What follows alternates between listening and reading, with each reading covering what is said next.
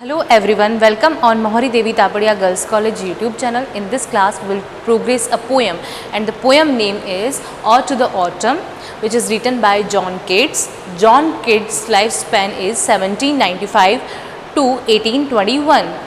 He was a great romantic poet and he was a second generation poet of romantic age along with P.B. Shelley and Byron. So this poem composed on 19 September 1890 and published in 1820. I hope you understand all these things. जो odd है उसका meaning आपको पता है. हम लोग जो poems पढ़ चुके हैं, ode to skylark, ode to west wind, तो आपको ओड का मीनिंग अच्छे से समझ आ गया है कि ऑड एक ऐसी पोएम होती है, ऐसे लिरिक्स हैं जिनमें समवन और समथिंग स्पेशल को प्रेज़ किया जाता है, उसकी क्वालिटीज़ बताई जाती है, उसका कंपैरिजन किया जाता है. तो यहाँ ऑटम को प्रेज़ कर रहा है, ऑटम की जो भी क्वालिटीज़ है, ऑटम सीज़न में क्या होता है उसके बारे में हमें ये जॉन कीट्स जो हैं वो बता रहे हैं. जॉन कीट्स जो है रोमांटिक एज के ग्रेट पोएट हैं और इनका जो लाइफ स्पैन रहा वो बहुत कम रहा. 21 एज में ही ये टीबी से इनकी डेथ हो गई थी. इनको इसीलिए सेकंड जनरेशन का रोमांटिक एज का पोएट माना जाता है. आपको पता है कि रोमांटिक एज पे मैंने वीडियो बनाया हुआ, आप उसे ज़रूर देखें. तो जो रोमांटिक एज के पोएट्स हैं उनको दो जनरेशन में डिवाइड किया गया, first generation and second generation. First generation में Wordsworth, Coleridge and second generation में कीट्स, शेली, ये सब हैं. तो सेकंड जनरेशन के पोएट्स जो हैं वो उनकी थोड़ा जल्दी भी डेथ हो गई थी, है ना. अब ये जो पोएम है ये 1890 में जो है लिखी गई थी और 1820 में पब्लिश हुई थी, है ना. ऑड टू ऑटम में ऑटम को प्रेज किया गया है. देखो इसमें क्या है. The poem has 11 line stanza. इसमें 3 11 लाइन के स्टेंजार्स हैं which describe a progression through the season from the late maturation of the crops of the harvest and to the last days of autumn when winter is nearing.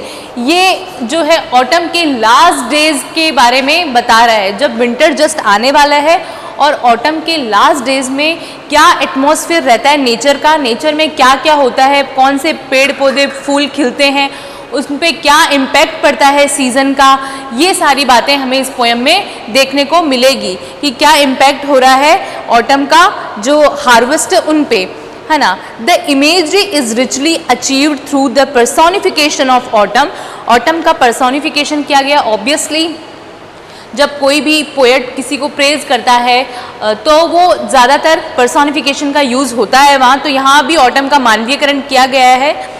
And this description of its bounty, it's sites and sound. और इस autumn season में जो भी sites हैं, जो भी कुछ changing आती है नेचर में, उनके बारे में बताया गया है.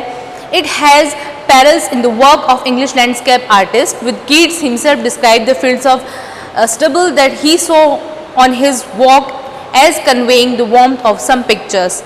सो ये आपको पता चल गया है कि ऑड टू ऑटम का थोड़ा सा मैंने डिस्क्रिप्शन बता दिया है कि क्या बताना चाह रहे हैं poet.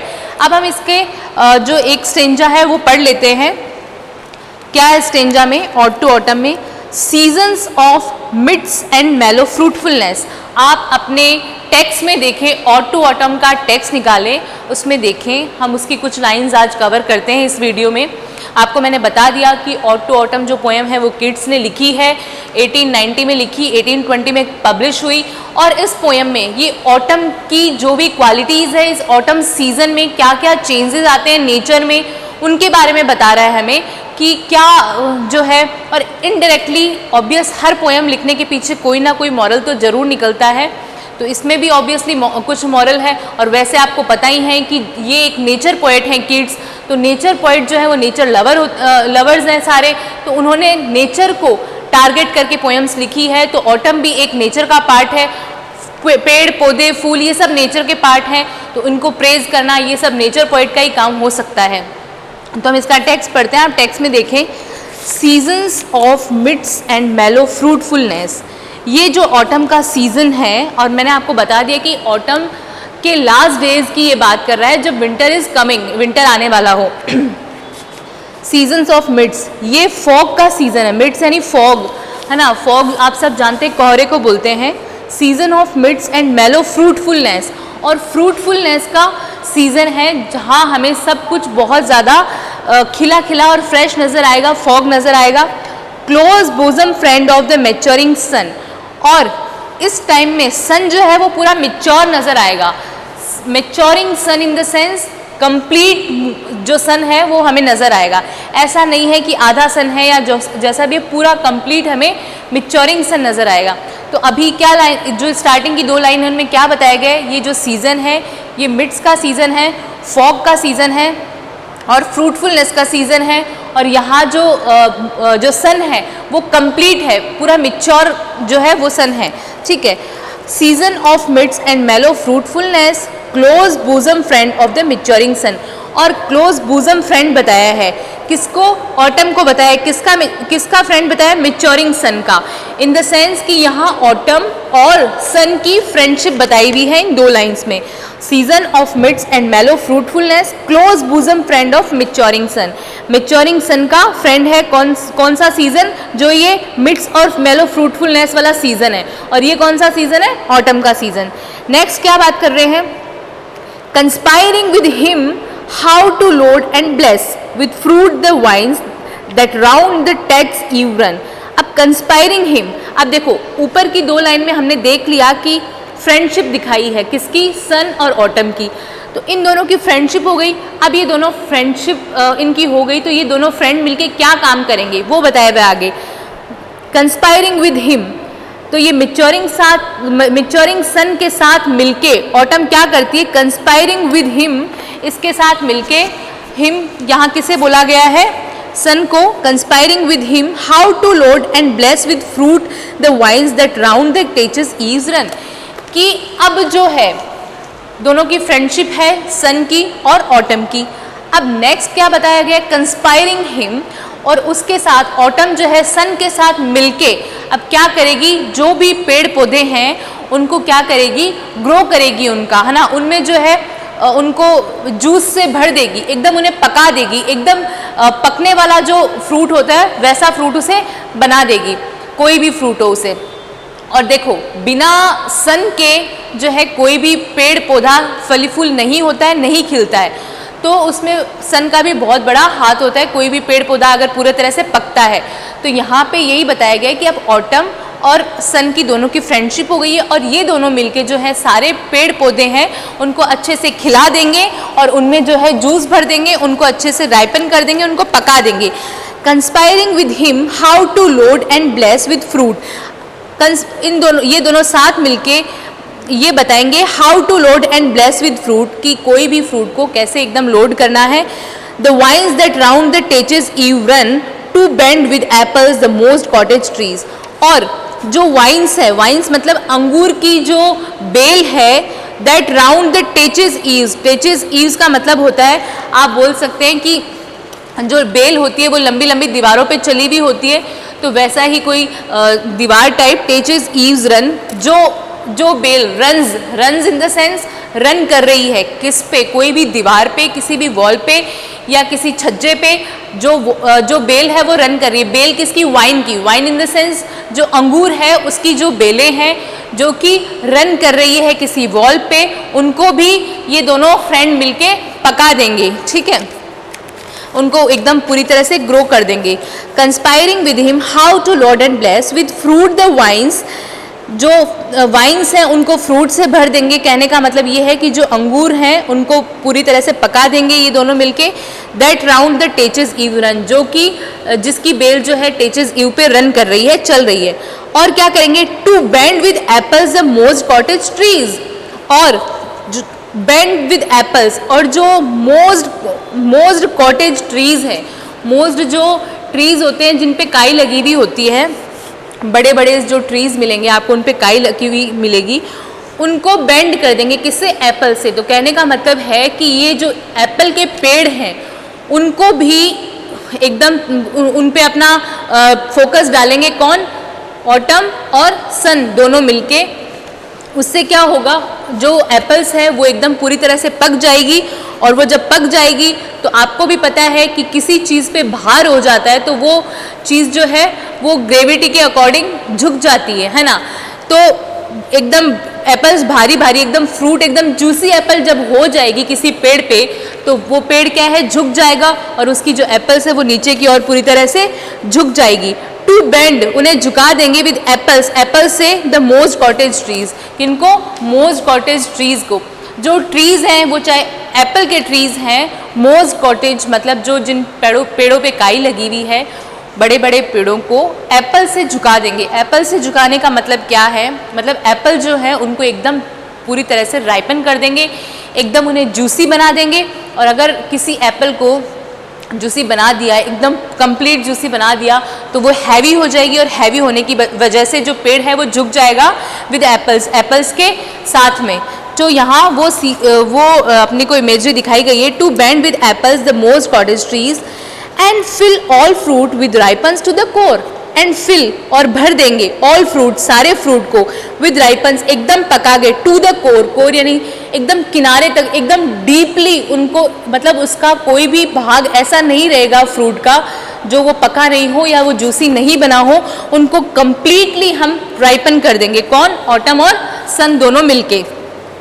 And fill all fruit with ripeness to the core to swell the gourd, और गार्ड को, है ना, गार्ड इन द सेंस आप बोल सकते हैं पम्पकिन, कद्दू, to swell the gourd and plump the hazel shell, और hazel shell is a type of fruit, है ना, उनको भी एकदम पूरी तरह से उनको भी पका देंगे। क्या करेंगे देखो, एंड फिल ऑल फ्रूट, सभी फ्रूट को भर देंगे with ripeness to the core, एकदम किनारे तक राइपन कर देंगे, पका देंगे। और क्या करेंगे, टू स्वेल द गार्ड, और स्वेल यानी आपको पता है सूजन, है ना, सूजन का मतलब यहाँ पर्टिकुलर सूजन से नहीं, कहने का मतलब है कि जो गार्ड है, जो पम्पकिन है, उसे एकदम मोटा तरोताज़ा बना देंगे पकाकर, ठीक है, उनको एकदम पकाकर एकदम मोटा सा बना देंगे। Swell the gourd and plump the hazel shell, और हेजल शेल में भी प्लम, प्लम अंदर का गुद्दा जो होता है वो भी उसमें आ जाएगा, कहने का मतलब हेजल शेल को भी एकदम अच्छे से पका देंगे कि उसमें प्लम आ जाए। विद अ स्वीट कैंडल, है ना, ये भी एक जो टाइप ऑफ फ्रूट है, विद अ स्वीट कैंडल, एकदम अच्छे से उसको पका देंगे complete. To set budding more, set budding more in the sense, set budding, budding आपको पता है कि जो कलियां होती हैं उनको, तो वो जो कलियां हैं, to the set budding more and still more later flower for the bees, और ये जो कलियां हैं वो भी क्या हो जाएगी, एक दिन फूल बन जाएगी, कंप्लीट फूल बन जाएगी, लेटर बाद में कंप्लीट फूल बन जाएगी। कैसे बन जाएगी, जब इस पे ऑटम और सन का ध्यान जाएगा। एक बार अब वापस देखें, and fill all fruit with ripeness to the core, सभी फ्रूट को कम्प्लीटली कोर तक जो है पका देंगे। To swell the gourd, gourd को एकदम अच्छे से पका देंगे, पम्पकिन को एकदम अच्छे से मोटा तरोताज़ा कर देंगे। And plump the hazel shell, और हेजल शेल में भी प्लम आ जाएगा, गुदा आ जाएगा, कहने का मतलब उसे भी पूरी तरह से पका देंगे। विद अ स्वीट कैंडल, और एक अच्छी फ्रेग्रेंस, एक अच्छी खुशबू के साथ एक कम्प्लीटली उसे पका देंगे।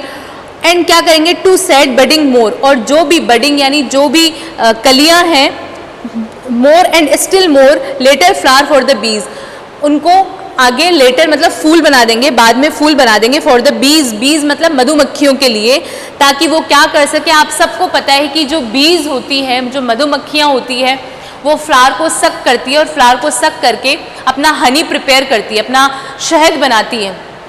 तो यहाँ पे यही बोलना चाह रहा है पोएट कि ये जो ऑटम और सन है, ये दोनों मिलकर क्या करते हैं, सारे फ्रूट्स को तो पकाते ही हैं, उसके अलावा जो बडिंग होती है, जो बड होती है, जो कलियां होती हैं, उनको भी लेटर फ्लावर में बदल देते हैं, मतलब बाद में फूलों में बदल देते हैं, उनको कंप्लीट एकदम फूल बना देते हैं। और उन फूलों को सक करने से जो बीज है वो अपना हनी प्रिपेयर कर सकती है, ठीक है। To swell the garden plump the hazel shell with a sweet kernel to set budding more and still more later flowers for the bees, bees के लिए फ्लावर बन जाएगा। Until they think warm days will never cease, और bees जो है ना, बीज मतलब मधुमक्खियाँ, वो क्या करेगी, until they think warm days will never cease, उनको जब तक ये लगेगा कि गर्मियों के सीज़न तो आने ही नहीं चाहिए, तब तक वो उनका पूरा अपना आगे के लिए अपना जो हनी है वो प्रिपेयर कर लेगी, अपने छाते में ले जाके उस हनी को कम्प्लीटली भर देगी, ताकि क्या है, उनके पूरा एक सीज़न का काम चल जाए।